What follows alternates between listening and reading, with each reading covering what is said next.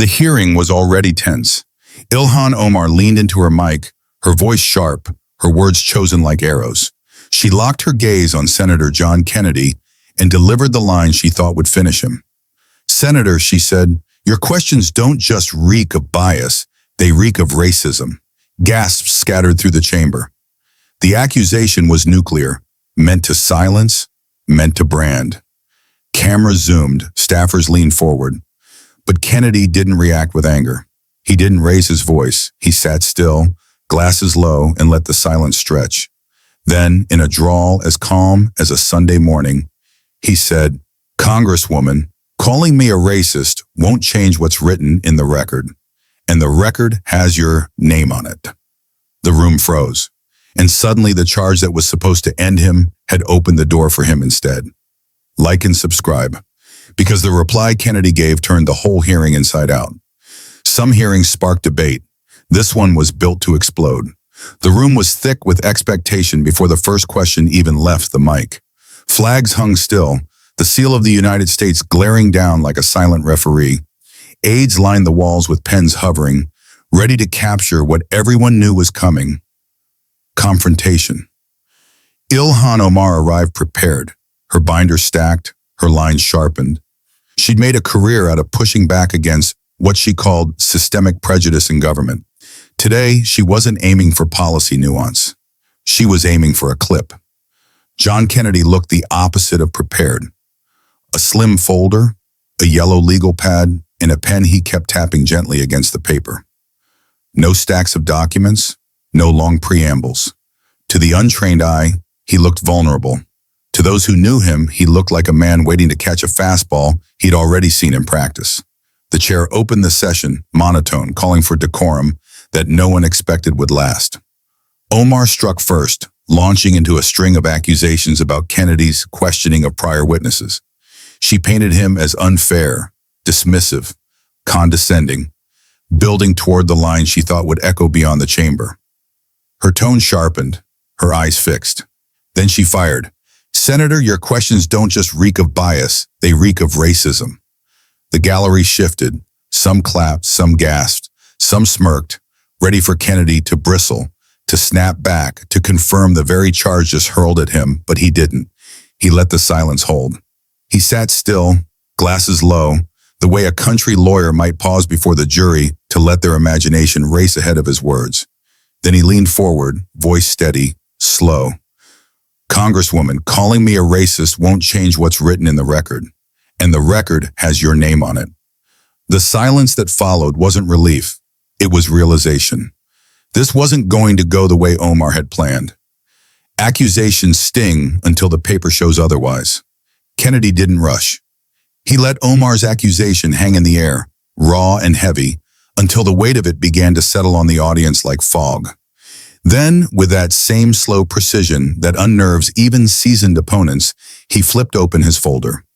"Congresswoman," he said, voice steady as gravel underwater, "you've called me biased, even racist. But let's take a look at something you yourself placed into the congressional record." He pulled out a single sheet, its header glinting under the fluorescent lights, and held it just long enough for the cameras to focus. Then, in that patient drawl, he read, "Our role is not to prejudge citizens or witnesses by their background, but to test their actions against the law." Kennedy paused, lifted his glasses slightly, and let his eyes scan the room. "Congresswoman, those aren't my words. They're yours, spoken in this very chamber last year."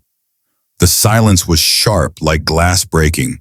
Reporters leaned forward, pens frozen. Staffers behind Omar shuffled papers nervously. Even members of her own party glanced sideways, uneasy. Omar tried to interject, her voice rising. "That quote is out of context." Kennedy cut her off without raising his voice.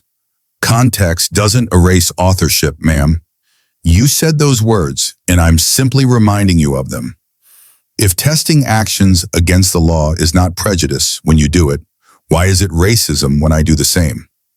The shift was immediate. What began as Omar's strike had reversed. The weight of the accusation was no longer on Kennedy's shoulders. It was pressing down on hers.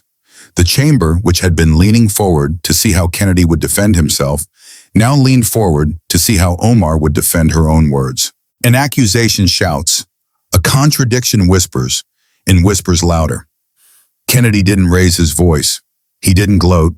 He simply reached back into his folder and pulled out a second page, thinner than the first, its corner already creased from being prepared. He laid it flat on the desk and tapped once with his pen. "Congresswoman," he said steady, "this isn't my language either. It's yours, from a press release you issued 2 summers ago." He began to read, slow enough that every syllable carried. "We must not reduce every disagreement to racism. True justice is achieved when accountability is measured by facts, not assumptions." The gallery froze. The irony wasn't subtle, it was suffocating. Just minutes earlier, Omar had leveled the very charge she once warned against. Kennedy looked up, eyes calm.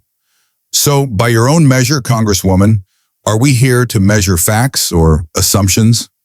The silence was heavier than applause could ever be. Reporters in the gallery glanced at one another, their pens suspended, knowing they weren't just taking notes. They were capturing the moment the narrative flipped. Omar shifted in her seat, trying to retake ground. "That statement was about a very different circumstance," she began, her tone sharp. Kennedy didn't let the lifeline hold. Different circumstance, same principle, unless, of course, principles change depending on the target. The blow landed harder because it wasn't shouted. It was calm, steady, undeniable, and it forced the chamber into stillness. Staffers leaned back, no longer eager to interject. Members on both sides shifted uncomfortably, knowing the optics were already spilling outside the room. One reporter whispered to another, "That's the clip." Another nodded, "It's already on Twitter." Omar's accusation, meant to brand Kennedy forever, now dangled back toward her, reflected, reframed, and sealed in her own handwriting. And Kennedy? He didn't press. He simply closed the page, folded his hands, and let the silence stretch, because silence was doing the work for him. Crowds don't shift with noise. They shift with silence they can't explain away. The chamber wasn't just quiet, it was leaning. You could feel it in posture, in the way eyes tracked Kennedy instead of Omar, in the way reporters angled their laptops toward the senator's desk, waiting for his next line rather than hers. Omar sensed it too. She raised her voice, not in anger but in urgency. "This is what happens when facts are twisted, when quotes are ripped from context to paint false pictures." She waved her hand, trying to reclaim the rhythm. "The people watching at home know what this is. They see a performance, not a principle." But the words felt brittle. They didn't carry. Because Kennedy wasn't reacting. He didn't frown, didn't smile, didn't interrupt. He simply let her fill the room with explanations until the weight of her own contradictions pressed heavier than his questions. Then softly he leaned forward and spoke. "Congresswoman, if your words can't stand in this room, maybe they were never meant to stand outside it either." The blow was quiet, but the chamber shifted like a tide. Staffers who had once smirked at her accusation now sat still, their pens resting on closed notebooks. Reporters typed furiously. Kennedy flips Omar's accusation with her own words. The clip was already escaping. Omar glanced around, at allies who wouldn't meet her eye, at cameras that had fixed themselves squarely on Kennedy. The realization showed in her face. She wasn't leading anymore. She was being led. Kennedy didn't move further. He didn't need to. The room had turned, and everyone inside it knew it. Some moments wait for the transcript. Others leave the room while the mic is still hot. It started as a shiver in the back row, 3 phones lifted at once, record lights blinking like tiny beacons. Then it spread. Reporters in the press bench weren't taking notes anymore. They were marking timestamps. 00:11:42. Accusation lands. 00:12:19. Kennedy reads first quote. 00:13:3. Second quote. Room freezes. You could almost hear the editorial math. Setup, reversal, silence. A perfect viral triangle. One producer mouthed to another. Cut from her line to his page. No commentary. The second nodded and held up 2 fingers, 2 versions. One widescreen with clean audio for TV, one vertical with auto captions for phones. In the center aisle, a digital editor already had a split-screen mock built. Left frame, Omar leaning in, right frame, Kennedy chin low, reading with that slow Louisiana cadence that makes even neutral words sound like a verdict. The chair kept the hearing moving. Questions, answers, the usual choreography, but the air had been stolen. Staffers were pretending to track the exchange at the dais while their thumbs worked like pistons under the table. Aides on both sides knew what was happening, but only one side could accept it. Omar's team slouched toward each other, whispering context like a spell. Kennedy's side didn't whisper at all. They sat back, still as furniture, letting the room do their work for them. The first rough cut hit the feeds before the next senator finished his second sentence. It wasn't elegant, a shaky crop of the broadcast feed with blocky white captioning, "Your questions reek of racism. Calling me a racist won't change what's in the record, and the record has your name on it." No chyron, no voiceover, just the hit in the counter. Within 60 seconds, bigger accounts reposted a cleaner version. The caption was blunt: accusation versus receipt. Comments stacked in fast. "Oh, wow." He didn't even get loud. Room went dead quiet. Inside the chamber, the silence had a texture now, tighter, denser, like air before a storm. Omar tried to fill it with policy lines, appropriations, equities, patterns of harm, but even her strongest phrases slid off that silence and clattered somewhere no microphone could reach. It wasn't that the words lacked merit. It was that attention had divorced content. The story had moved on without permission. At a cable newsroom across town, the control room chopped a 90-second package on the fly. Open with Omar's charge, hard cut to Kennedy's line, then the two quotes he read from her own materials. No pundits, just pictures, paper, pause. The senior producer scribbled a lower third. Hearing erupts after racism charge. Senator, Kennedy reads Omar's own words. A junior editor, eyes bright, said, "Run it dry, then bring in panel after." Translation, let the silence do the talking first. Analysis can chase. In living rooms and break rooms, people started playing the clip twice. First for the shock, second for the details. The second watch always hurts more. You notice the small things, the pen that stops mid-scribble behind the dais, the way Omar's staffer closes a binder without turning a page, the one cough in the gallery that sounds like a gavel. You also notice what Kennedy doesn't do. No smile, no lean-in victory pose, no clipped for the record flourish. He just stops. And stopping on camera is its own kind of punctuation mark. The reactions bifurcated, as they always do. Some voices insisted the quotes lacked context. Others said context was the point. Omar's earlier principle versus her present accusation. But the argument threads only help the clip. Friction adds oxygen. Every defense required replaying the moment. Every rebuttal required reposting the video. If virality is gravity, contradictions are planets.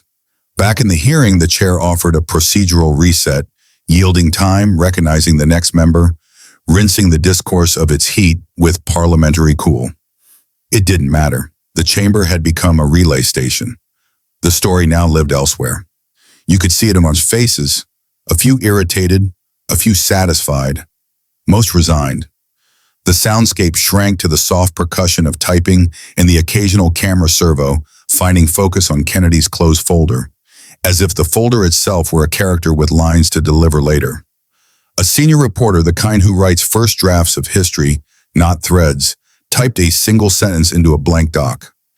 Accusation met paper, paper 1. She paused, reread it, left it alone. Sometimes the simplest line is the truest, and true lines travel farther than clever ones. Omar's final attempt to recenter the conversation was crisp and composed. No tremor in the voice, no visible panic, but the traction was gone. When a room has seen contradiction, it needs more than volume to forget it. It needs a new fact with equal weight. None arrived. By the time the committee counsel whispered 10 minutes to recess, the view counter under the earliest clip had hopped 1,000 digits twice. Prominent accounts were already splicing then versus now supercuts of Omar's earlier statement about judging facts, not assumptions, against her live accusation. Others pushed back with threads about selective quoting. The net effect was the same. The clip was unavoidable. You didn't have to search for it. It came looking for you. Kennedy stayed motionless, which made him look more active. That's the paradox of a good on-camera defense. Stillness reads as strength if the last thing you did was land a point. Omar shuffled her pages once, only once, but the lenses caught it and turned it into a motif. Editors love motifs. They imply story arcs where there may only be air. A hearing doesn't end when the gavel falls. It ends when the faces give up the fight. By the time the chair called the next witness, everyone in the chamber knew the center of gravity had shifted. The words were still going back and forth, but the story was no longer in the exchange. It was in the expressions. Reporters in the gallery had stopped tracking every sentence. Their notebooks were thinner now, filled with sketches of reactions. Kennedy still as stone, Omar sharper and more restless, aides on her side visibly leaning into hurried notes they would later spin into context. The stenographer's keys clicked, but even she stole a glance toward the senator's folded hands. On Kennedy's side, there was no urgency. His staffers didn't huddle. They didn't whisper strategy. They sat back with arms folded, watching the silence carry him further than any speech could. It wasn't smugness, it was recognition. They had seen this before. Across the aisle, Omar's aides passed a yellow slip up the table. An emergency note scrawled, "Reframe, stress systemic bias." Omar read it, pursed her lips, and repeated the phrase into the mic with conviction. But the effort felt detached, as though she were speaking into a vacuum. The cameras didn't leave Kennedy. They kept returning to him because stillness makes better television when tension already exists. The viewers at home weren't listening to policy explanations. They were watching who looked like they had control of the room. And it wasn't Omar anymore. When the chair finally tapped the gavel to close the exchange, there was no applause, no noise. Just a muted recognition that something irreversible had taken place. A silence that wasn't neutral. It was judgmental. The kind of silence that tells you the clip has already escaped, and no amount of words can pull it back. Accusations fade when the reply writes itself into history. The chamber had already shifted, the silence thick as stone. The accusation had been bold, nuclear. But after Kennedy's 2 pages, the silence belonged to him. Omar looked down at her notes, then back at the microphones. She wanted a final word, some reclamation of ground. But every phrase she had rehearsed now sounded fragile in her mind. Kennedy saw it, and he knew the moment for flourish had passed. The room didn't need volume, it needed closure. He leaned into the mic, his voice steady, slow, and final. "Congresswoman, you may call me whatever you like, but the record won't. And the record, ma'am, will outlast both of us." That was it. No raised tone, no added sting, just the cold weight of a sentence that didn't need defending. The gavel struck, but the hearing had ended before the wood met the block. Reporters were already typing his words into leadees. Staffers were already clipping the video. By nightfall, the clip was everywhere. Not just Omar's charge, but the moment it dissolved into silence, and Kennedy's quiet reply that sealed it. One accusation, one folder, one line that ended the moment. Was Kennedy right to answer Omar's charge with her own words, or was this a step too far? Drop your thoughts below. And don't miss our last story. Adam Schiff just tries to outsmart Senator Kennedy. What happens next will end his career forever. That clash had the same silence that speaks louder than shouts. It's on your screen now.